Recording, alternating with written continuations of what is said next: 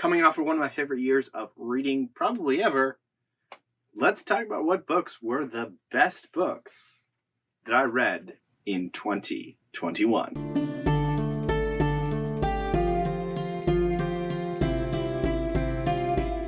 Hello and welcome to the Ponderings of Pete. I am Pete, and let's do some end of the year stuff now that the year has officially ended. Didn't really want to do this before the end of the year because I wasn't sure if things were gonna, upset it. And there's actually one book that kind of made its way on this list, so I'm glad I didn't do this before the end of the year. This was probably my favorite year ever of reading. I read so many good books this year, and I'm really glad that I did. I read so many mind-blowing books, and the suggestions from everybody. If I read a book that was suggested by you, oh my lord, just amazing. Thank you so much. This was a really hard list to make for me. I'm going to go through, I actually have 5 honorable mentions that are kind of like bumped off the top 10, but I like the idea of a top 10. So it's kind of a top 15, but the honorable mentions are in no particular order. So let's talk about those real quick. So the first one I want to talk about is The Rage of Dragons. So I made a video about this. Boom. This was a really interesting book. This book is about Tao, who is rageful, vengeful. This is a revenge story. And Tao is not the smartest protagonist. Let's just say that. He gets consumed by his rage a lot, for reasons. There were things that were iffy about this book, but there were also some really good battle sequences as well as just like, I don't know, the overall feel of the world was really nice. It didn't feel like a European-based world to me, despite there being dragons, which is always interesting to see, always interesting to hear about. And just coming out of this book, I had some really good feelings just about, how the book was going to continue. Originally, this wasn't contender for the top 10, but as the year went on, it did kind of get bumped off a little bit. The next one is Winds of Strife by Gutman. So this is a self-published novel by one of the guys I met here on Booktube through the Discords. So this is actually the author's debut novel, and he's Israeli. English is not his first language, which is really awesome to see that. To see him write in English as, another language. This book does a lot of really interesting things. It has a dope magic system. Our protagonist is not necessarily likable at all, and is kind of very unlikable, actually. Not just kinda. And you just have some interesting political dynamics going on. There definitely were some flaws to this book that I could talk about. But overall, it was a very ambitious first book for a lot of the elements that were flying around. I am looking forward to reading the second one when Uri gets around to it. All right, next one is Cibola Burn by James S.A. Corey. So this was a sci-fi series that I wrapped up this year, written by both Ty Frank and Daniel Abraham under the pseudonym of James S.A. Corey. This is a little bit of an action-packed sci-fi with a heavy focus on characters from what I've read for sci-fi. And the heavy focus on the characters, that definitely comes from Abraham.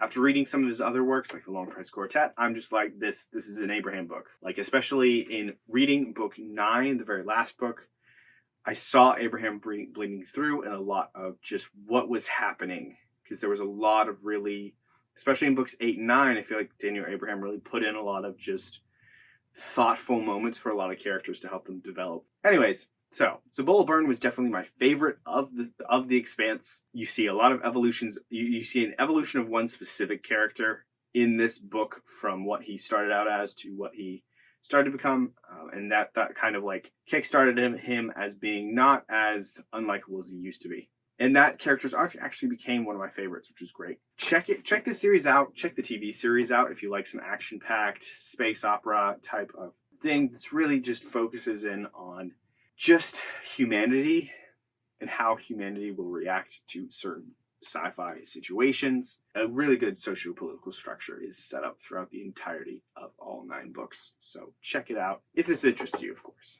Another one that I read recently, but just couldn't make the top 10 because I have so many good books on here, was Fireborn by Rosaria Munda. I read this in December. It was really good. I got up a review for it, and this was an excellent cleanser book. I really did like this book as just like it's a YA, and just the thoughts that, this book explores about post-revolutionary societies and each person's place in a post-revolutionary society and where they came from.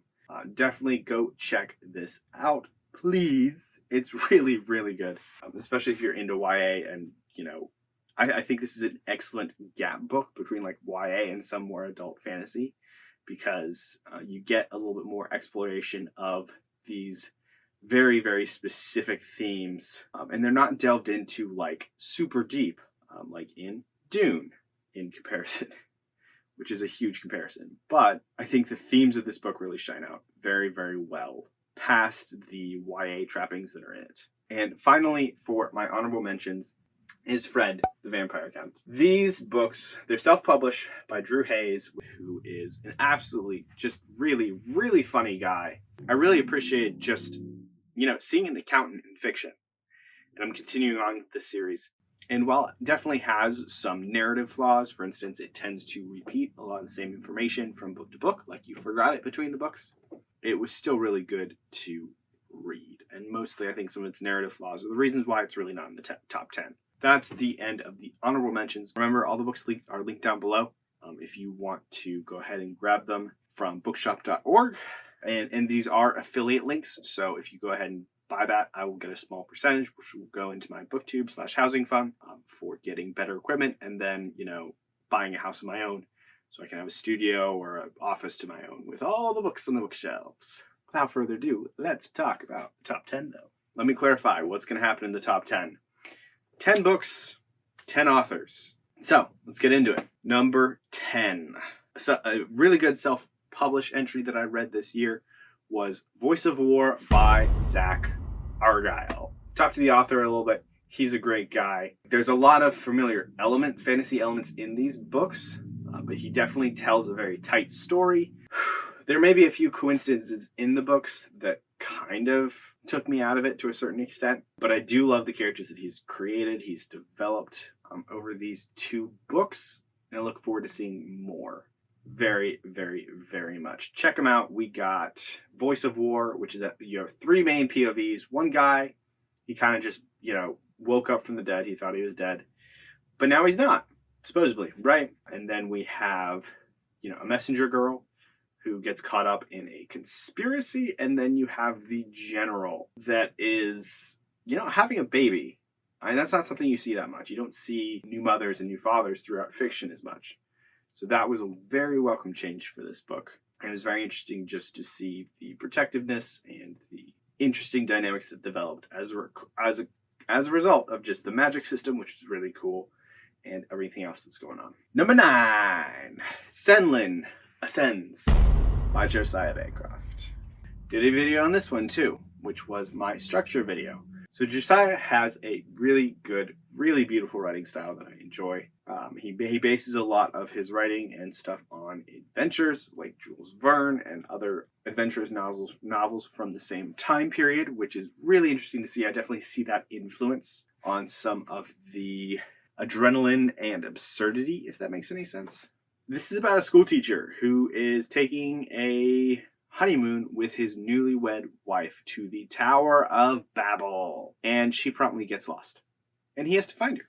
I think this was a beautifully written book. It takes a little bit to get into, but it definitely feels like a sort of a steampunky Alice in Wonderland type of book. Definitely going to try to get the series finished this year, now that the book 4, the last one, is out. And this has also been a booktube darling, which is great. Plenty of reviews on it. I think the structure of Senlin Ascends itself is just very, very interesting. So I'm looking forward to see a continuation of some of those narrative elements, hopefully, as well as an expansion of the POVs in the second book.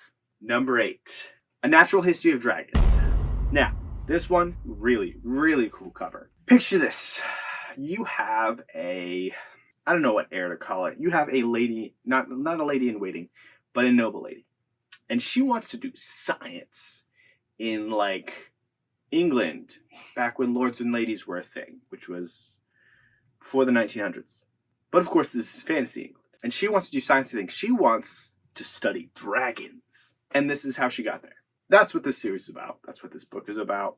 At times, this book can be a little bit clinical, as in it takes the emotions out of things, but to then it feels like it's something actually that Lady Trent, our main character, is writing, because she's a scientist and therefore, typical science, clinical science things. But, that's kind of how it reads sometimes. But I don't think it would be noticeable to everybody. It's not like super, oh my god.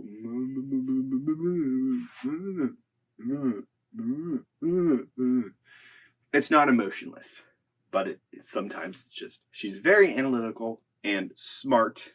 Definitely think of that combined with some Indiana Jones, them going out on a trip to study dragons. Such a good book, very much a comfort read with a really great writing style. Check this out. I just got the second and third one for Christmas, so I will be reading more into this as the time goes on. I think there's 6 books out. I could be wrong.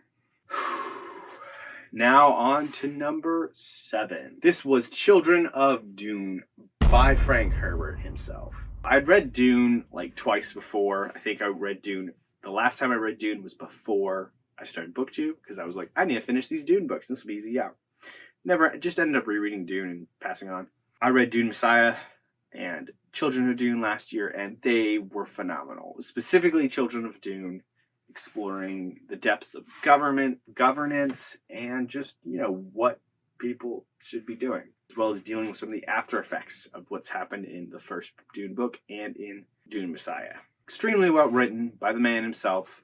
4 gets a little weird. I'm reading that right now, and it's kind of weird, but I think it's well worth it to ponder the philosophical questions in the context that the author put them. And now on to the 6th one, which is Dark Age by Pierce Brown, author of the Red Rising series. This is a continuation of that. This is the 5th book in Red Rising. Iron Gold wasn't that impressive. It was choppy. It was just weird decisions were made with the narrative in Iron Age, but I think in Dark Age, Pierce Brown has leveled up a lot. He's listened to the feedback, he's decided trying to do things differently, and he crafted a heck of a book. Oh my lord, it was great. You can't tell what's coming. Just saying that now, I thought it was really good. It was dark, but that's just how the trend has been going. I feel like each one is darker than the last, so makes sense. Top 5. The first one is our one and only novella on the list, and that is Purple and Black by K.J. Parker. This one took me by surprise. Alan posted a review about it, and I kind of ordered it right before he posted the review, just because I was interested in the premise, because it consists of a bunch of writings between a friend and then a guy who we went to college with. And this dude is now emperor, because, they thought he wasn't going to be in line, but everybody else was wiped out. And this other guy, the emperor, puts his college buddy in charge of something on the northern border. This book is so good. I probably read it in like 2 hours, really quickly. But I was blown away by this book, and definitely makes me want to read more of K.J. Parker. May not be reading all of it next year, but I'll be reading a good portion of it, hopefully. The twists and turns in this book, the sarcasm, the explaining of where all the college memories come from. You didn't have as much of the info dump on you, which was great, just because you had to put everything together like a puzzle piece. That's what I really loved. Just figure out what's happening. And number 4, another one that was random. Some of my friends got me to read it back in April. That is The Firekeeper's Daughter. Such a good book. I say that a lot, don't I?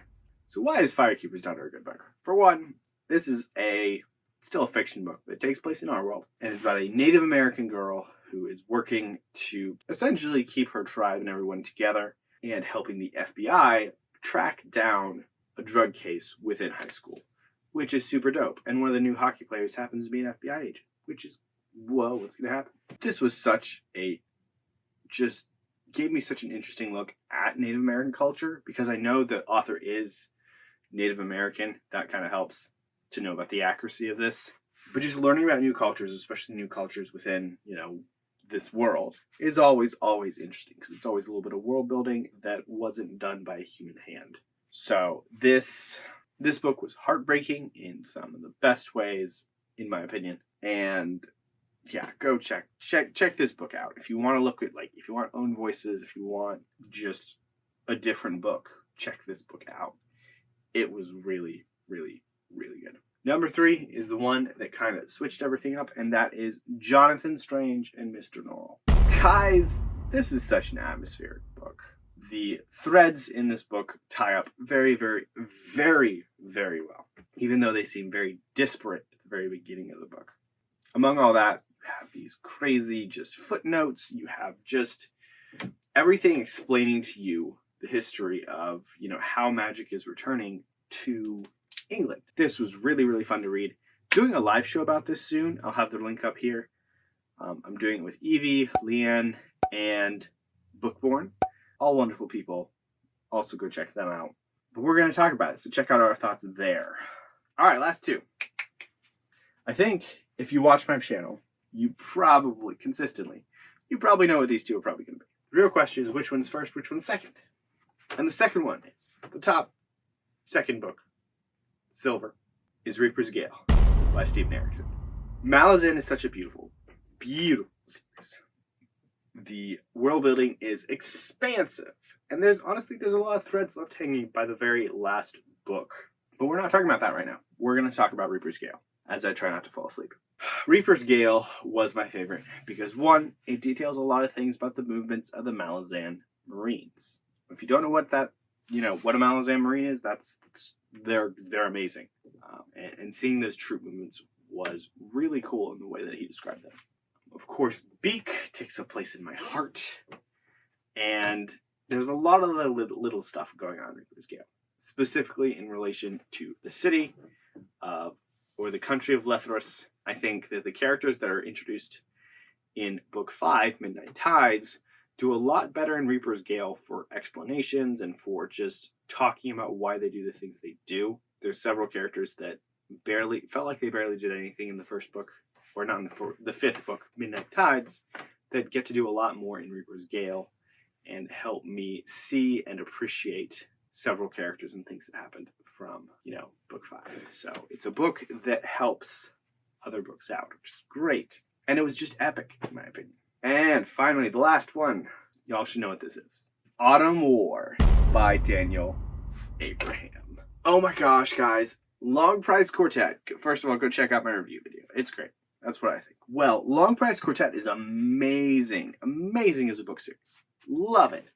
Might reread it next year. We'll see. The amount of things this man does to play with her heartstrings, and, like Susanna Clarke and Jonathan Strange and Mr. Norrell, he also sets things up that are then resolved in the very last book, which is The Price of Spring. So there are not enough words to describe how much I like this series. It's amazing. If you can read one series off this list, read LPQ. I really recommend it. Just because it teaches about, just kind of like shows the prices people pay for the actions they take. And it can be long-term, it can be short-term, it can be middle-term. It shows those possibilities in such a beautiful and interesting way that in the end leaves you satisfied in a great way. Check out all these books. That is my top 10. What are your top 10 for this year? Tell me about them. Post about it in the Discord, because I got a Discord down below. By the way, link down below. Check it out. It's great. In the meantime, go get some rest, because that's what I need. Have a great rest of your day or night or whatever. But sleep. Sleep is good. Make sure to sleep.